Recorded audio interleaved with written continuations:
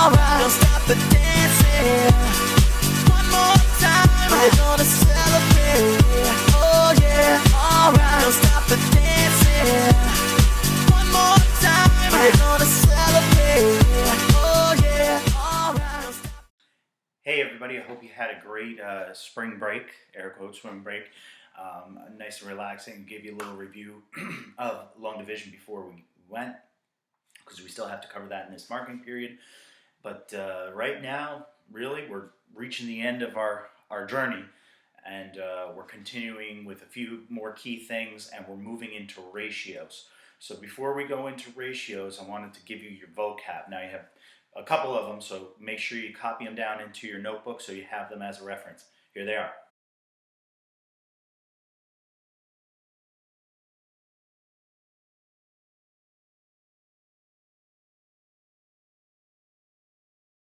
All right. So now that you copied down the vocab, I want you to take a moment and get yourself set up. Remember, we're going right into our concept of ratios. I know before we even do our math lab, I wanted to show you one thing.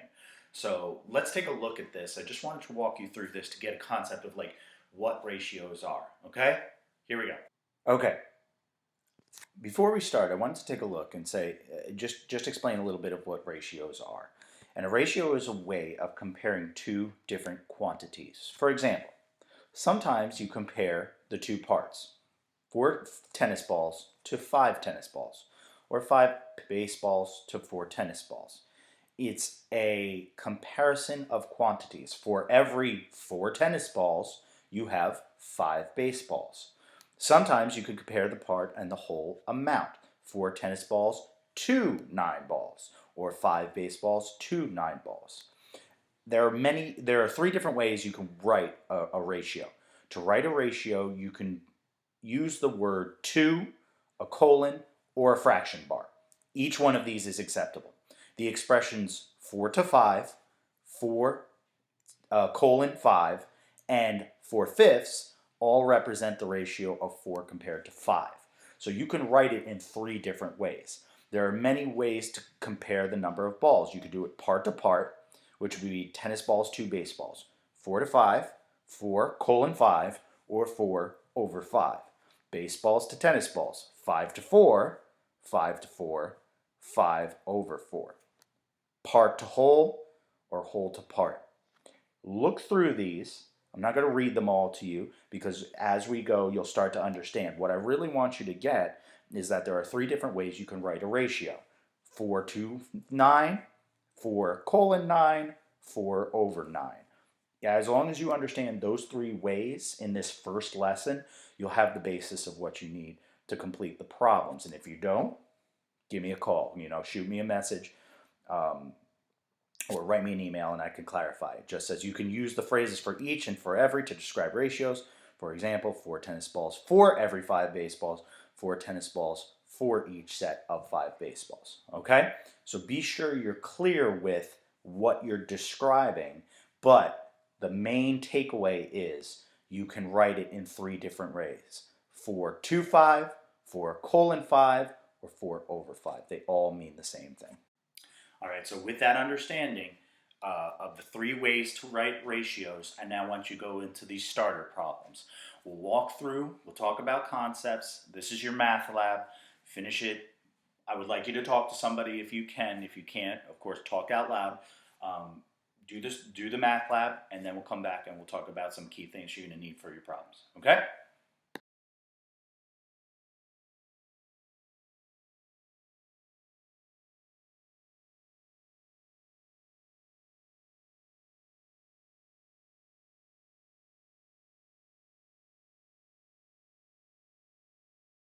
All right.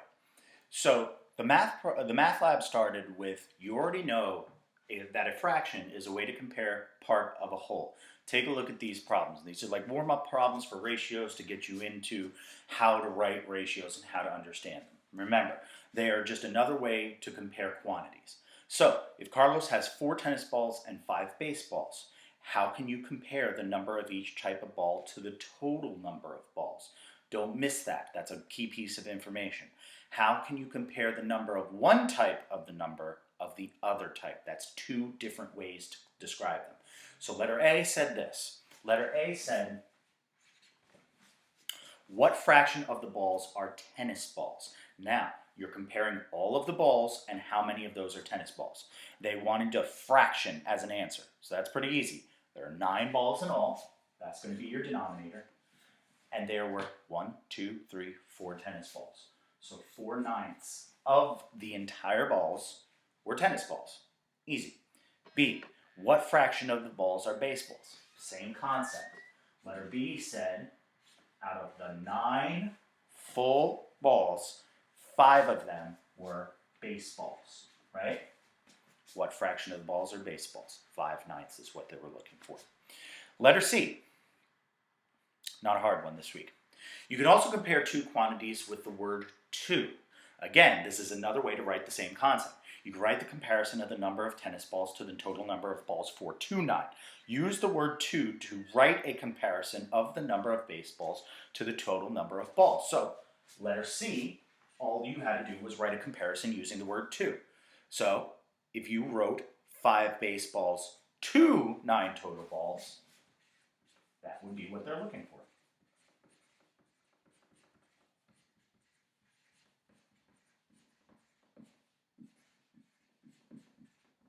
Same thing as this, just a different way to write it. Letter D. You can also use a colon, which we described earlier, to compare the numbers. Use a colon to compare the number of tennis balls to the total. Then use a colon to compare the number of baseballs to the total. Well, if they wanted it for tennis balls, let's reread that. Use a colon to compare the number of tennis balls to the total, and then baseballs to the total. So tennis balls, you would write it as 4:9. 4, for every 4 you have 9. And for baseballs, it would be 5:9. Same thing, just written with a colon. Letter E. How does each of these expressions, 4/9, 4-9, and 4-9, compare the number of tennis balls to the total number of balls? Well, you had to write an explanation for each. Last one. And the explanation is simple. Each notation first tells the number of tennis balls and then tells the number of total balls. A symbol or word separates the two numbers. That's all it is. So each notation, which is a way of writing a ratio, each notation first tells the number of tennis balls or baseballs.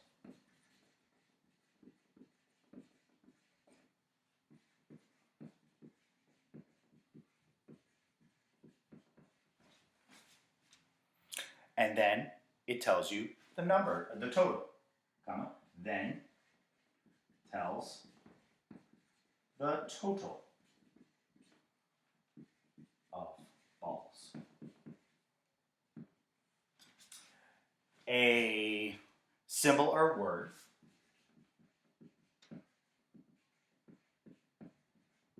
separates the two. Easy.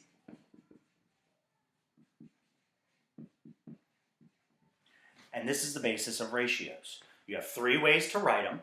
They tell you how many compared to all of them, or how many you are looking at. So this particular problem told you that you were dealing with how many balls in comparison to the total. Well, it's not always that. Sometimes they're going to ask you what's the ratio of tennis balls to baseballs. They're going to compare within. You have to read the problem carefully to make sure you are writing the same ratio. But it's the same concept. You either can write it in a fraction, you can write it with a colon, or you can write it with the word two separating it. That's all you really need to know for day 1, okay? So I'm going to assign you your workbook pages. Boom, there they are. You're going to complete these. Now, keep in mind, I am getting stricter. We know the routine now. I post every 2 days. You have until the assessment to get it all to me. If we go through the assessment and you have not checked in with me and you have not done anything, well, your grade's going to reflect that. So make sure you're getting it in. And of course, communicate with me. You have a problem? Please send me an email. Oh, something's not going right or whatever, just email me. Let me know. But if you don't check in, that's marked as an absent and it affects your grade. And a lot of you are just not checking in consistently enough. Okay? In fact, before I go, I want to give somebody a shout out right now.